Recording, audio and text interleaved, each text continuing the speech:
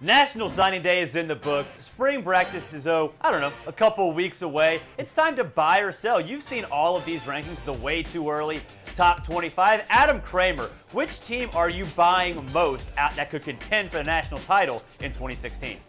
Fair, I'm buying Ohio State. I know pretty much the entire roster, the ball boy, the mascot, whoever is gone. You essentially have three starters back on both sides of the ball, but I'm not concerned about that. I still think this is going to be an exceptional team. You've got guys like Sam Hubbard, like Eric Smith, like Dante Booker on defense that are going to step up and play. And then on offense, you get back Noah Brown.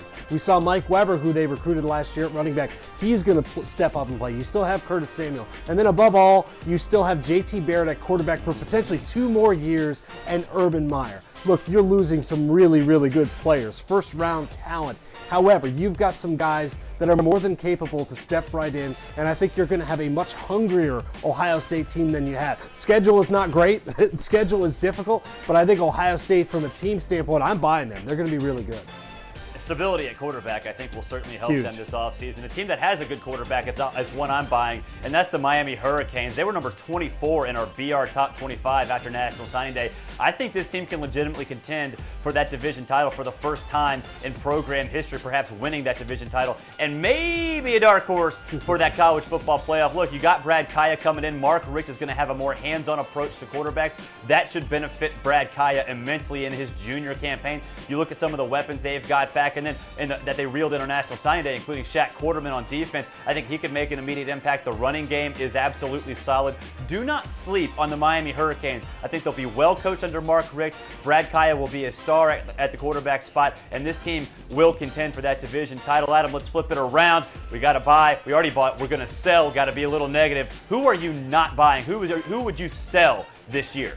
Yeah, let's make the internet mad. I'm going to sell Stanford. I'm not going to sell big on Stanford, but I'm just going to sell just a little bit. Not all my stock, but some of it. Look, Christian McCaffrey is a robot. He is a superstar. Yes, he is capable of doing this thing by himself. That's how good he is. However, I look at the losses that Stanford has to endure. Obviously, Kevin Hogan is gone. You lose the left side of your offensive line, which was so good for you.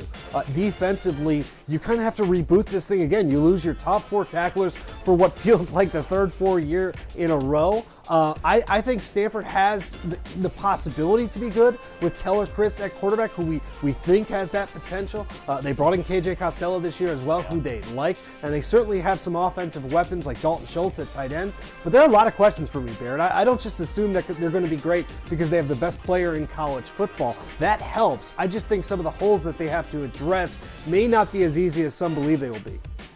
Adam, you just said the exact reason I'm not buying my team, LSU, which is number 5 in our BR Top 25. I don't care that they have the best player in college football, who's Leonard Fournette, not Christian McCaffrey, by the way. But look, what has LSU done this offseason to address their major issues?